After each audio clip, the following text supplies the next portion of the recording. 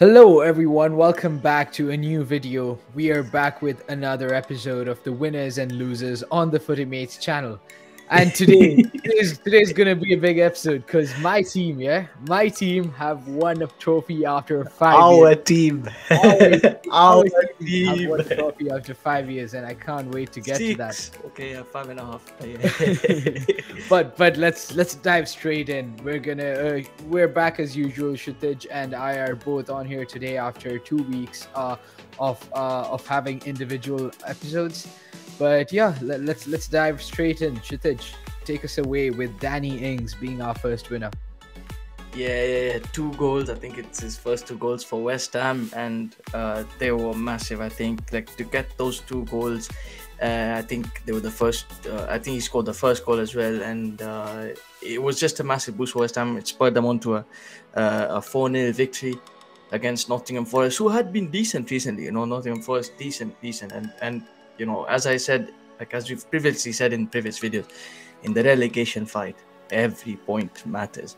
And West Ham, that big win, 4-0 win.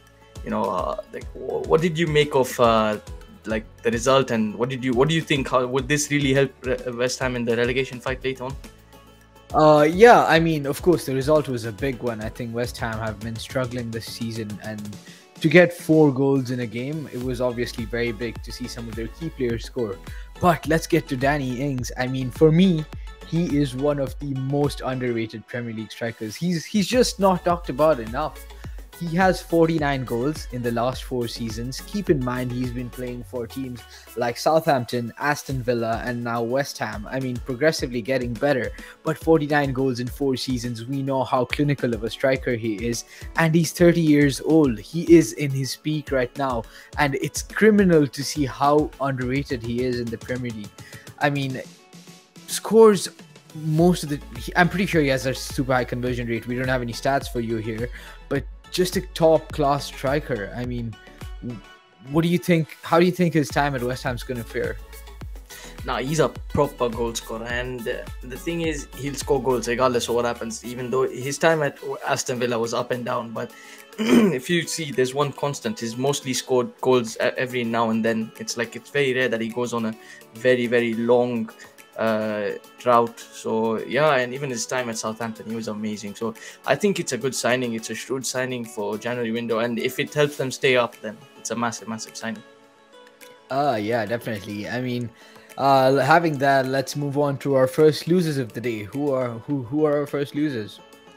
Yeah. Of course, this one, today, fresh off today. Fresh off today. Them were thinking they're big. They're big dogs after beating some shit Chelsea side over the weekend.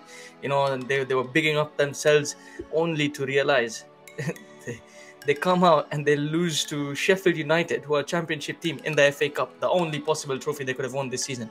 But it's Spurs, so I don't know. Are you shocked by this?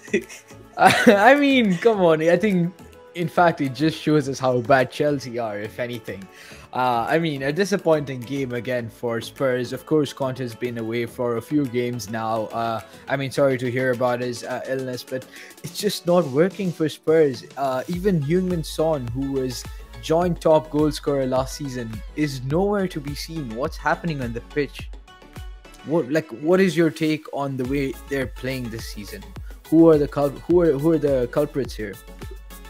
Yeah, I have no clue. So, as in the sense that Son, I don't know how he's had this big of a dip. It's it has to be one of the greatest falls from grace that you've ever seen. I think it's all it's almost like he's having a season that's similar to what Rashford was having last season.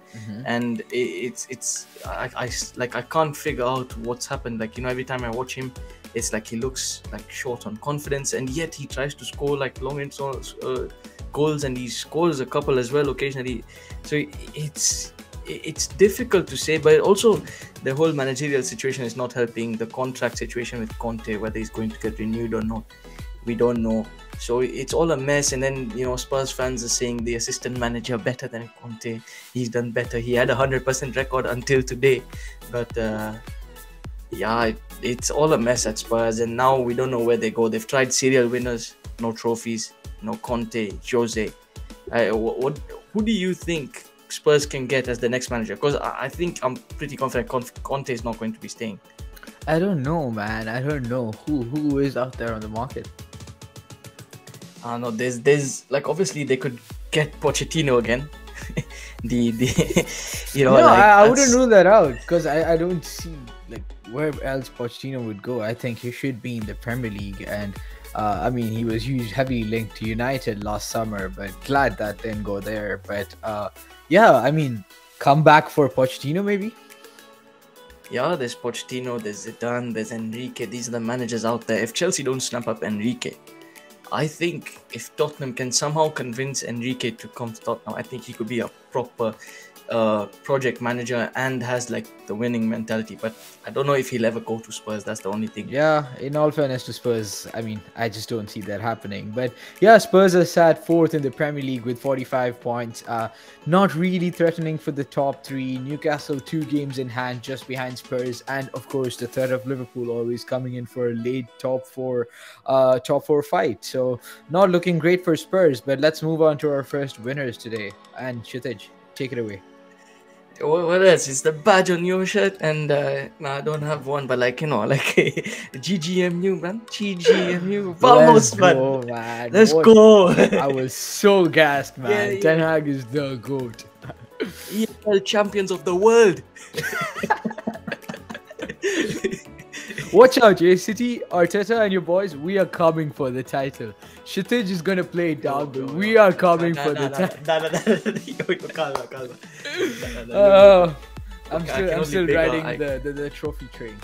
I can only big this Mickey Mouse Cup enough for for content purposes, but let's be real, man. It's okay.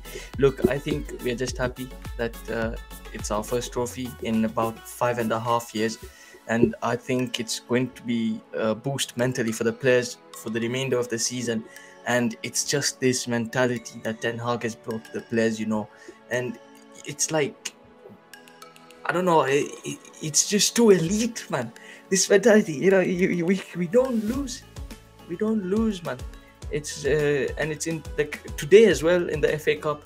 It was like 1-0 down to West Ham, and there's not a moment I felt like, oh, this is a bit shaky. Okay, yes, obviously there's a bit of PTSD that kicked in, but I was still like confident. I just had this feeling like we're gonna score. It was Old Trafford, the crowd was bouncing, you know, and I just knew we're gonna win, man. I don't know how. It's so rare. You know, for me, the real test was in the final if he's going to change his playing style. Because that is something I respect about Ten Hag, right? Like, no matter what the situation is, he's going to stick true to himself. He's not going to try, like, change his game plan just because of the way a team plays. He plays his best football. He plays his best players. And even after we were 2-0 up, we did not stop attacking in that game. If it was Ole in there, if it was going to be Mourinho in that game, we were going to park the bus. We were going to have Maguire, Lindelof coming on while Varane and Lindelof was still, and Lisandro was still in the pitch. But he didn't do that, man. He's just. No, he did bring on Maguire. He did bring on Maguire.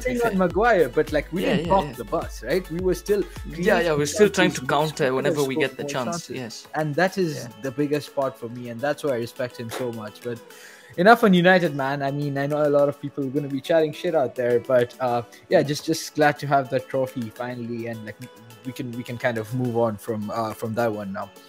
Yeah, just one thing, just one thing before we finish talking about United, Big game this weekend, Anfield, big match.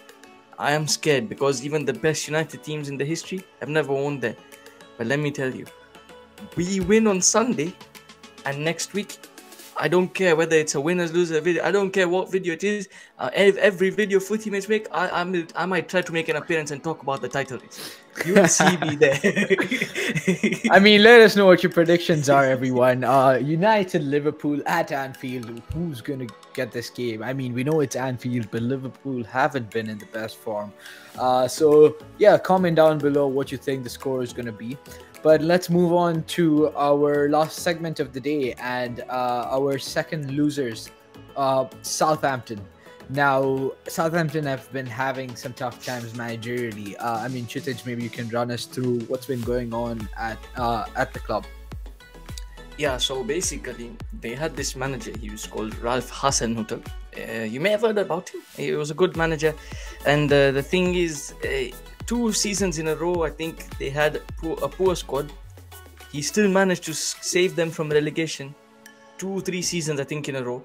And then after that, the same thing happened this season where they started, I think, well, and then like they went on a bad run, and this season they sacked him.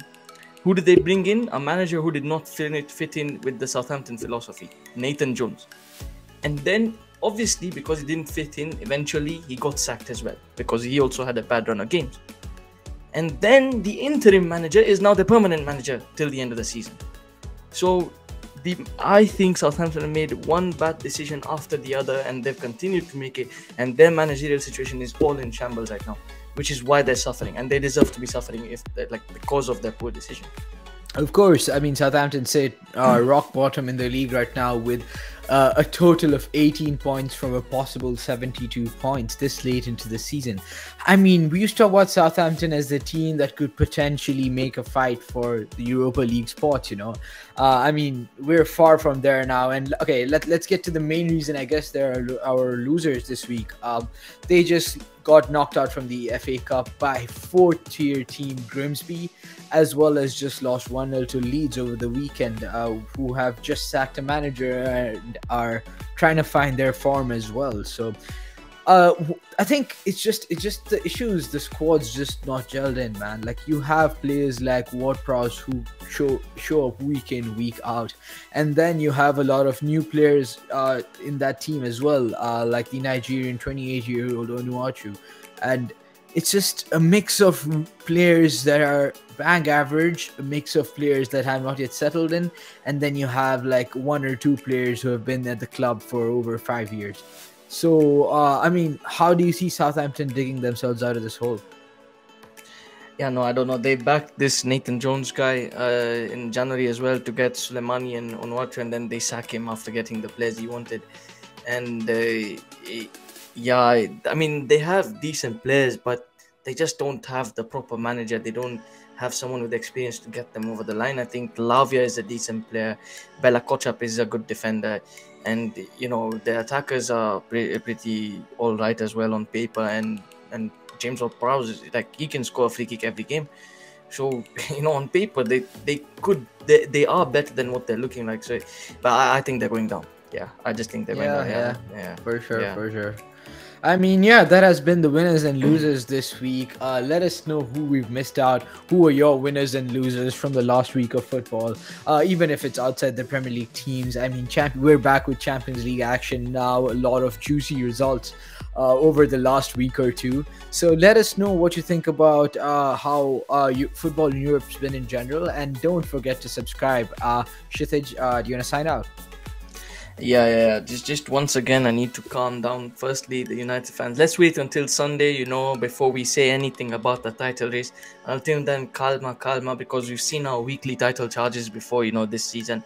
You know, every week we think, oh, there's a title race, and then the next week we draw or lose or something, and then we're back to ground, you know, back to reality.